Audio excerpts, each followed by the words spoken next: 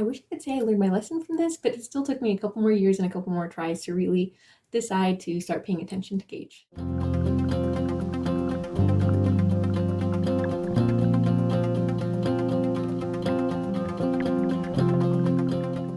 Hello and welcome. Today I'm going to talk to you all about gauge. Now, gauge ultimately just means how large your stitches are. So depending on the hook you use or the weight of the yarn you use, your stitches will be larger or smaller. Gauge will vary depending on how tight you crochet as well. I hold my yarn tighter than the average bear, so that means my stitches, even using the exact same yarn, the exact same crochet hook as someone else, will be smaller than theirs. There are other people that are the opposite. They hold their yarn a lot more loosely, so their stitches will be larger than the average person's, even using the exact same hook, the exact same yarn. I never used to pay attention to gauge, like ever, but then a couple of years ago I decided I wanted to make these slippers, and I followed the directions for size 7 and they wound up a size 4. I wish I could say I learned my lesson from this, but it still took me a couple more years and a couple more tries to really decide to start paying attention to gauge. These two swatches were made with the exact same number of stitches and the same number of rows, but because I used different weights of yarn and different hooks, they are such different sizes. Before we take a look at a couple more gauge swatches and how to find gauge,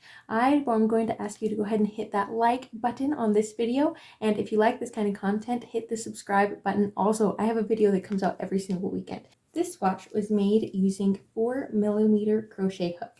This swatch used the exact same yarn, but a 6.5mm hook. So just changing the hook size changed the size of this by about 3 centimeters. Now you can tell me, Katie, 3 centimeters is not very much, and in all reality it's not, but most projects aren't going to be a span of 15 stitches wide. My favorite sweater pattern is 155 stitches wide, so if I was off by 3 centimeters every 15 stitches, I'd end up with 30 centimeters off at the end, which is well over 11 inches, which is bizarre. That's enough to change the size and fit of a sweater drastically. You'll hear lots of people talking about gauge and whether it's important or whether it's unimportant, and ultimately it depends on what you're making. A lot of people won't admit that it depends on what you're making, but it totally does. If you're making a project where the dimensions matter, like a hat or a sweater or slippers, then you should absolutely make a gauge swatch and make sure that you're making a product that you're actually going to be able to use at the end.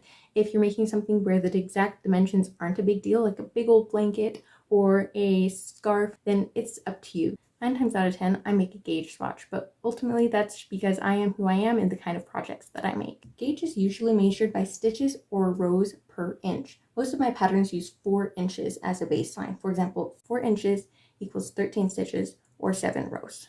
Now to find gauge, you'll hold a ruler up to your work. Make sure that the 0 mark is on the very far hand side of your stitch, and you're going to just find your 4-inch mark and count how many stitches. 1, 2, 3, 4, 5, 6, 7, 8, 9, 10, 11, 12, 13. Now to do rows, you're going to just rotate your work and do the same thing. So again, we're counting to the 4 mark. 1, 2, 3, 4, 5, 6, 7, and about half.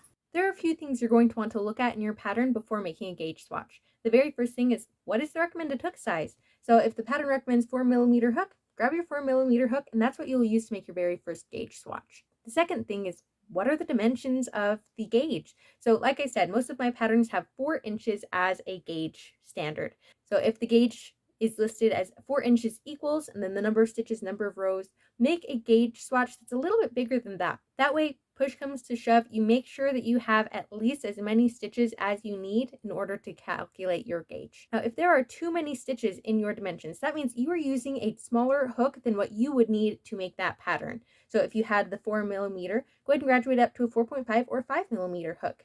If you have the opposite problem and there are not enough stitches in the dimensions, go down a hook size. If you started with the 4mm, go down to a 3.5 or even a 3mm.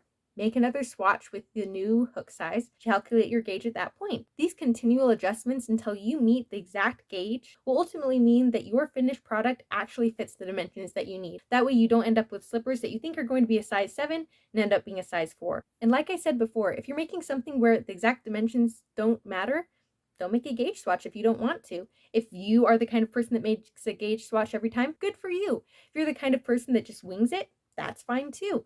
in all reality, it's up to you and your preferences. Now, it's important to note, if your pattern is worked in the round, it's important to make a gauge swatch in the round as well. And that's because your stitches will slant at a right angle if you're right-handed or left angle if you're left-handed, instead of just going back and forth like if you were working in rows. Now, usually that's such a small difference. This is about 15 stitches across and the same 8 rows wide, same as this, and the change is very minute. But even then, like we talked about, even the smallest difference over 15 stitches or 8 rows can multiply on a bigger project. Thank you so much for watching this video. Quick reminder to smash that like button and subscribe to my channel. That way you're notified every time I make a new video. Next week's video is going to be a beginner-friendly pattern on how to make an adorable little marshmallow plushie. Thank you again, and ta-ta for now.